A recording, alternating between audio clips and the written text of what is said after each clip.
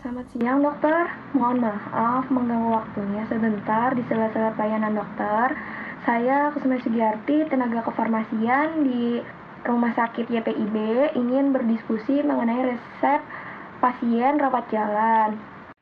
Oh iya, siang juga. Silakan, tidak apa-apa. Kebetulan antrian pasien di depan sedang senggang. Ada resep atas nama siapa yang perlu kita diskusikan dari Poliklinik Anak hari ini? Baik dokter, saya ingin melakukan konfirmasi dan diskusi terkait resep untuk anak atas nama Elang, usia 5 tahun dengan diagnosis rheumatic heart disease yang baru saja dokter periksa dan resepkan. Benar sekali, pasien anak atas nama Elang tadi datang bersama ibunya dengan keluhan RHD dan ada keluhan akut lain pada pencernaannya. Bagaimana hasil peninjauan dari teman-teman farmasi mengenai regimen terapi yang sudah saya tulis di resep? Iya dokter, berdasarkan resep yang kami terima di apotek, terapi yang tertulis untuk Ananda Elang adalah erythromycin 3 kali 200 mg, sucralfate suspensi, dan dexamethasone 3 kali 0,5 mg. Apakah benar demikian? Ini resepnya dok? Ya, betul sekali. Di resep tertulis erythromycin 3 kali 200 mg untuk infeksi bakterinya. Lalu ada sucralfate untuk melapisi lambungnya dan dexamethasone 3 kali 0,5 mg sebagai antiinflamasi. Apakah ada masalah terkait dosis atau ketersediaan obatnya di farmasi? Baik dokter, untuk ketersediaan obatnya aman, namun mohon izin menyampaikan hasil screening klinis terkait resep tersebut ya dok. Mengingat keluhan utama Ananda Elang saat ini adalah perut terasa sakit dan seperti diremas, penggunaan erythromycin kurang direkomendasikan karena memiliki efek samping nyeri perut dok, sehingga dikhawatirkan dapat memperparah kondisi sakit perut pasien saat ini. Oh iya, saya ingat sekarang, erythromycin memang memiliki efek prokinetik dan stimulasi motilitas lambung yang sering memicu kram atau nyeri perut pada anak-anak. Jika dipaksakan, keluhan remasan di perut pasti akan semakin memburuk. Terima kasih mengoreksinya. Lalu, bagaimana dengan obat yang lain? Kemudian untuk obat yang kedua yaitu sucralfate, obat ini sebenarnya tidak dianjurkan untuk pasien di bawah usia 15 tahun dok. Sedangkan anak Ananda Elang saat ini baru berusia 5 tahun ya dok.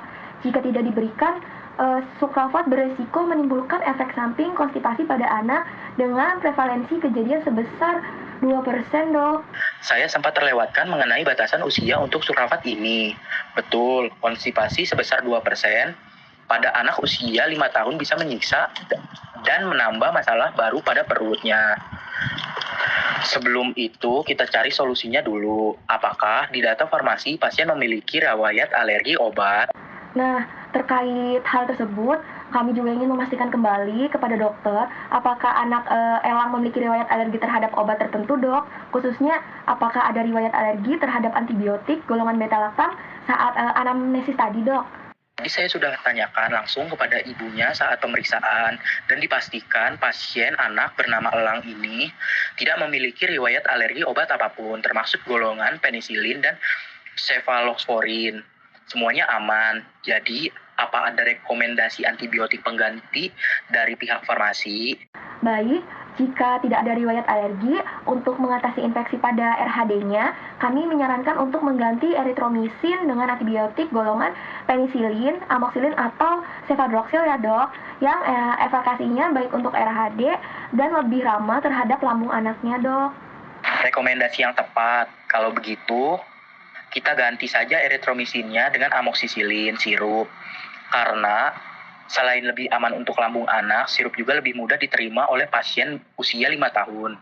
Lalu bagaimana dengan penggantian sucralfate-nya? Mohon izin konfirmasi sebelumnya ya dok, apa indikasi utama pemberian sucralfate pada pasien ini, dan jika tujuannya adalah untuk mengatasi keluhan nyeri lambungnya, kami menyarankan agar sucralfate diganti dengan antasida suspensi atau ranitidin suspensi yang profil keamanannya lebih sesuai untuk anak usia 5 tahun dok.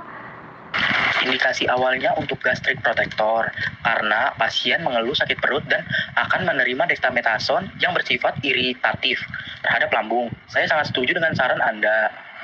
Kita ganti saja sucralfate-nya dengan antasida suspensi yang dosisnya dan formulasinya jauh lebih aman untuk anak-anak.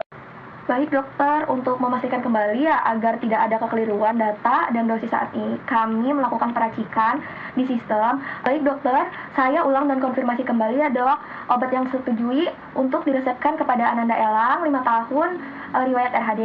Ya, itu yang pertama ada amoxicillin sirup 3 kali sehari, dosis disesuaikan dengan berat badan saudara Elang.